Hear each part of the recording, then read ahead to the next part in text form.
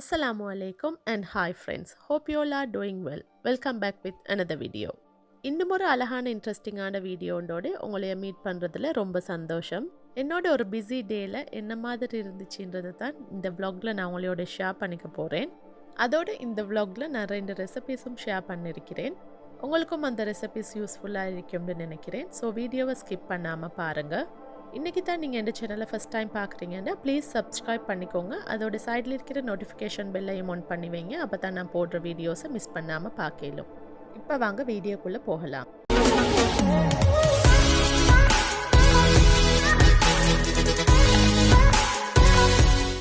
இந்த வீடியோவை பார்த்தீங்கன்னா நான் லாஸ்ட் வீக் ஷூட் பண்ணியிருந்தேன். ஆனால் எடிட் பண்ணி போடுறதுக்கு கொஞ்சம் லேட் ஆகிருச்சு. லாஸ்ட் வீக் வந்து பார்த்தீங்கன்னா ஃபுல்லாகவே எனக்கு கொஞ்சம் பிஸியாகவே இருந்துச்சுன்னு தான் சொல்லணும். அதோடைய வீட்டில் வாஷிங் மிஷினும் ஒர்க் பண்ணாமல் போயிடுச்சு. அப்போ நாங்கள் நியூ வாஷிங் மிஷின் ஒன்று ஆர்டர் பண்ணி ஒரு 1 வீக்கில் தான் அதை எங்களுக்கு டெலிவர் பண்ணினாங்க. ஈவினிங் ஹஸ்பண்ட் ஒர்க்லேருந்து வந்ததுக்கு பிறகு தான் வாஷிங் மிஷின் எல்லாம் ஃபிக்ஸ் பண்ணி ரெடி பண்ணி தந்திருந்தார்.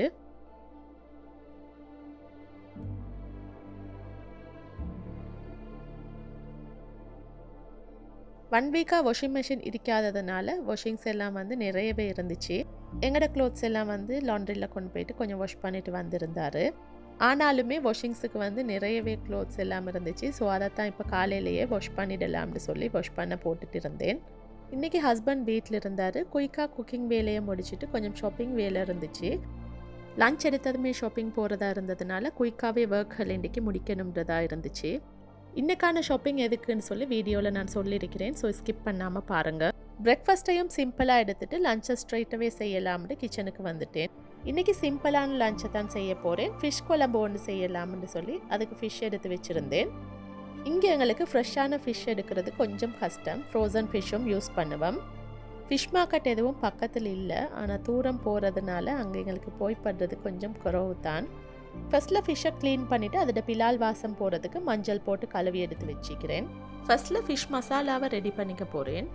ஒரு பேனை ஹீட் பண்ணி பேன் சூடாவினத்தோடு ஆயில் ஆட் பண்ணிக்கோங்க. ஆயில் சூடாவினதும் கியூமின் சீடும் அதோட ஆனியன் கொஞ்சம் போட்டு நல்லா வதக்கிக்கணும்.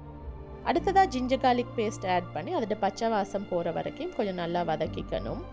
இப்போ இதில் ஒரு டொமேட்டோவை சாப் பண்ணி போட்டிக்கிறேன். 2 க்ரீன் சில்லியும் சேர்த்திக்கிறேன். இதில் மசாலா பவுடராக டர்மரிக் பவுடர், சில்லி பவுடர், அதோட கியூமின் பவுடரும் சால்ட்டும் சேர்த்து நல்லா மிக்ஸ் பண்ணிக்கோங்க. கிரேட் பண்ணின கோகோனட்டை தான் நான் அடுத்ததாக சேர்த்திக்கிறேன். இதையும் சேர்த்து நல்லா ஒரு 5 மினிட்ஸுக்கு மாதிரி வதங்க வச்சுக்கணும். இதில் தண்ணி எதுவும் நான் சேர்க்கலை. இது நல்லா வதங்கினதோடு நல்லா பேஸ்ட்டாக இதை அரைச்சி எடுத்துக்கணும். சூடு கொஞ்சம் மாறினதோடு தேவையான அளவு தண்ணி சேர்த்து நல்லா ஸ்மூத் பேஸ்ட்டாக அரைச்சி எடுத்துக்கோங்க. இப்போ குழம்பு செய்கிறதுக்கு ஒரு பேனில் நீங்கள் ஆயிலை ஹீட் பண்ணிக்கோங்க. ஆயில் சூடாவினத்தோடு கடுகு சேர்த்திக்கிறேன். அடுத்ததாக எண்ணெயில் கரை லீவ்ஸ் போட்டிக்கிறேன். அதோடு ஸ்லைஸ்டாக கட் பண்ணின சின்ன வெங்காயத்தையும் போட்டு கொஞ்சம் சோட்டே பண்ணிக்கணும். ஆல்ரெடி அரைச்சி வச்சுருந்த அந்த ஸ்மூத்தான பேஸ்ட்டை இப்போ ஆட் பண்ணிக்கோங்க. இப்போ இதை ஒரு 5 மினிட்ஸ் மாதிரி நல்லா வதக்கி எடுத்துக்கணும். தேங்காய் நல்லா வதங்கி வரணும். ஸோ 5 மினிட்ஸ் மாதிரி நல்லா வதக்கி எடுத்துக்கோங்க. அதோடு தேவையான அளவு தண்ணி சேர்த்திக்கிறேன். உங்களுக்கு கிரேவி எவ்வளோ வேணுன்ற மாதிரிக்கு பார்த்து தண்ணி ஆட் பண்ணிக்கோங்க. இட்டால கவர் பண்ணி ஒரு 5 மினிட்ஸ் பாயில் பண்ணி எடுத்துக்கோங்க. இதுக்கு வந்து இப்போ நான் புளி தண்ணி கரைச்சி சேர்த்திக்கிறேன். உங்களுக்கு விருப்பம்டா கொரக்கா கூட சேர்த்துக்கொள்ளும். இப்போ இதில் ஃபிஷ்ஷை ஆட் பண்ணிக்கோங்க. இந்த ஸ்டேஜில் சால்ட்டை செக் பண்ணிவிட்டு நீங்கள் தேவையான அளவு ஆட் பண்ணிக்கோங்க. லிட்டால கவர் பண்ணி லோ ஃப்ளேமில் வச்சு ஃபிஷ்ஷை குக் பண்ணி எடுத்துக்கணும். ஃபிஷ் குக் ஆகிற வரையில் காலிஃப்ளவர் பொரியலும் ப்ரொக்கோலி சுண்டலும் தான் செய்ய போகிறேன்.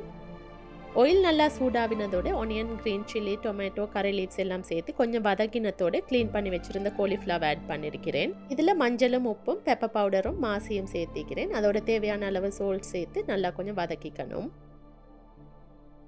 10 மினிட்ஸுக்கு பிறகு பார்த்தீங்கன்னா ஃபிஷ்ஷும் ஆல்மோஸ்ட் குக்டாக இருந்துச்சு. கிரேவி கொஞ்சம் இருந்ததுனால இதை கொஞ்சம் திக்காகிற வரைக்கும் நான் திறந்து வச்சு குக் பண்ணி எடுத்துட்டேன். ஃபைனலாக இதில் சாப் பண்ணின கொரியண்டர் லீவ்ஸ் கொஞ்சம் போட்டிக்கிறேன். இப்போ டேஸ்டியான எங்களோட ஃபிஷ் குழம்பு ரெடி ஆகிருச்சு. அதோடைய காலிஃப்ளவர் பொரியலும் ரெடியாக இருந்துச்சு. ப்ரோக்கோலியையும் சுண்டல் பண்ணி எடுத்துட்டேன். இன்றைக்கான லஞ்ச் வந்து ஃபிஷ் குழம்பு, அதோட ப்ரோக்கோலி சுண்டலும் காலிஃப்ளவர் பொரியலும் தான். சிம்பிளான கறிகளாக இருந்தாலுமே இந்த லஞ்ச் வந்து உண்மையிலேயே டிஃபரெண்ட்டாக டேஸ்டியாகவே இருந்துச்சு. ஃபிஷ்ஷை வந்து எப்போவுமே டிஃபரெண்ட்டான மாதிரி தான் குக் பண்ணிப்படும். அதுலேயும் இந்த குழம்பு வந்து உண்மையிலேயே டிஃபரெண்ட்டான டேஸ்ட்டாக இருந்துச்சு. நீங்களும் இந்த ஃபிஷ் குழம்பு ரெசிபியை கட்டாயம் ட்ரை பண்ணி பாருங்கள். இதுக்கு பிறகு இந்த மாதிரி தான் நீங்களும் ஃபிஷ் குழம்பு செய்வீங்க. உங்களோட வீட்லேயும் எல்லாருமே விரும்பி சாப்பிடுவாங்க. லஞ்ச் வேலையெல்லாம் முடிஞ்சதும் நானும் ஹஸ்பண்டும் ஷாப்பிங் போயிருந்தோம். ஆல்ரெடி நான் வீடியோ பிகினிங்கில் சொல்லியிருந்தேன் இன்னைக்கான ஷாப்பிங் என்னதுக்குன்னு சொல்லி. அது என்னான்னு பார்த்தீங்கன்னா கிச்சனில் சிம்பிளாக ஒரு மேக் ஓவர் பண்ணலாம்னு பிளான் பண்ணியிருக்கிறேன். ஸோ அதுக்கு தேவையான கொஞ்சம் திங்ஸ் எடுக்கலாம்னு சொல்லி வந்திருந்தோம். இந்த கிச்சன் மேக் ஓவர்ட பிளான் வந்து ரொம்ப நாளாகவே பிளான் பண்ணி ட்ராக் ஆகிட்டே போயிட்டு இருந்துச்சு. செய்யலாம்னு ரெடியாகும் போது ஏதாவது ஒரு காரணத்தினால செய்ய கிடைக்காமலே போயிருந்துச்சு. ஸோ இந்த முறை அதை எப்படியாவது செய்யலாம்னு சொல்லி தான் டிசைட் பண்ணினோம். கிச்சன் எப்போவுமே எங்கள் டிபார்ட்மெண்ட் தான். நாங்கள் அதை எவ்வளோ அழகாக வச்சுக்கொள்ளுமோ அவ்வளோ அழகாக அதை வச்சுக்க ட்ரை பண்ணுவோம். மோஸ்ட்லி நாங்கள் கிச்சன் எவ்வளோ அழகாக வச்சிருக்கிறோமோ அந்த மாதிரி தான் நாங்கள் வேலை செய்யக்குள்ளே எங்களுக்கு ஒரு ஹாப்பினஸ் அதில் கிடைக்கும். சில திங்ஸ்வெல் வந்து ஷாப்பில் இருக்கல, அதை ஆன்லைனில் இருந்துச்சுன்னு சொன்னால் ஆன்லைனில் பார்த்து ஆர்டர் பண்ணிட்டு நான் கொஞ்சம் ஆன்லைன் ஷாப்பிங்கும் செஞ்சுருந்தேன்.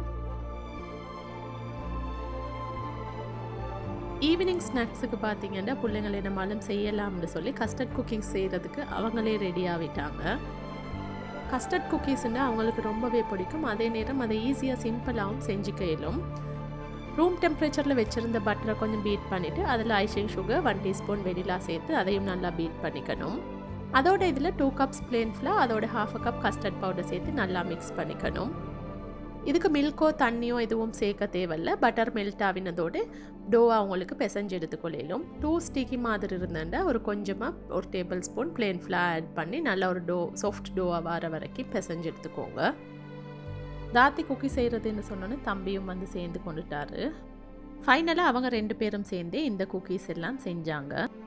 தேவையான சைஸில் இந்த குக்கீஸை செஞ்சு கொள்ளும். ஃபர்ஸ்ட்டில் சின்னதாக போல்களை செஞ்சுக்கணும். பிள்ளைங்களுக்கு இது ஒரு ஃபன்னாகவே இருக்கும். அவங்களும் இன்ட்ரெஸ்டிங்காகவே இந்த மாதிரி எல்லாம் செய்வாங்க. போல்கள் எல்லாம் அழகாக செஞ்சு பேக்கிங் ஷீட் போட்டு ட்ரேயில் வச்சுக்கணும்.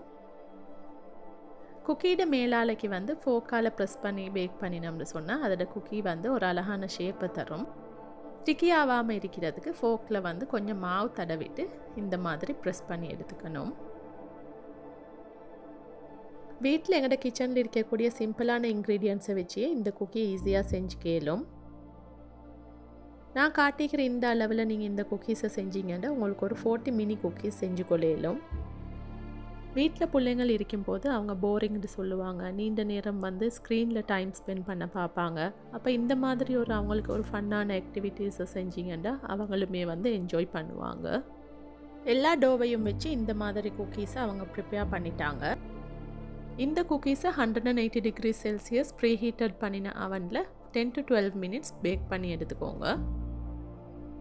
குக்கீஸ் எல்லாம் செய்கிறதோட எடுத்திருந்த திங்ஸ் எல்லாம் அவங்களே க்ளீன் பண்ணி தரேன்னு சொல்லி கொஞ்சம் வாஷ் பண்ணினாங்க. மகள் கொஞ்சம் பெரியவா இருந்ததுனால அவள் கொஞ்சத்தை க்ளீன் பண்ணி தந்தா. 15 மினிட்ஸுக்கு போகிற குக்கீஸ் பார்த்திங்கன்னா நல்லா பேக்டாக இருந்துச்சு. நீங்களும் உங்களோட வீட்டில் உள்ள குட்டீஸை வச்சு இந்த மாதிரி குக்கீஸை செஞ்சு பாருங்கள். அதோட அவங்களும் வந்து இன்ட்ரெஸ்டிங்காகவே ஃபன்னாகவே செய்வாங்க. வீட்டில் ஏதாவது செஞ்சுருந்தா அதை ட்ரை பண்ணும் வரைக்கும் யாருக்குமே பொறுமையே இருக்காது. குக்கீஸ் சூடெல்லாம் மாறினதோடு அவங்க இதை ட்ரை பண்ணினாங்க. இந்த கஸ்டர்ட் குக்கீஸ் பார்த்திங்கன்னா வாயில் வச்சதுமே கரைஞ்சி போகக்கூடியது. அதோட வந்து டேஸ்ட்டும் வந்து ரிச்சாகவும் க்ரீமியாகவும் இருக்கும். இதை கஸ்டர்ட் பவுடர் சேர்த்து செஞ்சதுன்னு நம்பவே இல்லாமல் இருக்கும். இந்த அளவுக்கு டேஸ்ட்டும் வந்து சூப்பராகவே இருக்கும். இதை ஒரு ஏர்டைட் கண்டெய்னரில் நீங்கள் போட்டு வச்சுருந்தீங்கன்னா up to 2 to 3 weeks use பண்ணி கொள்ளும்.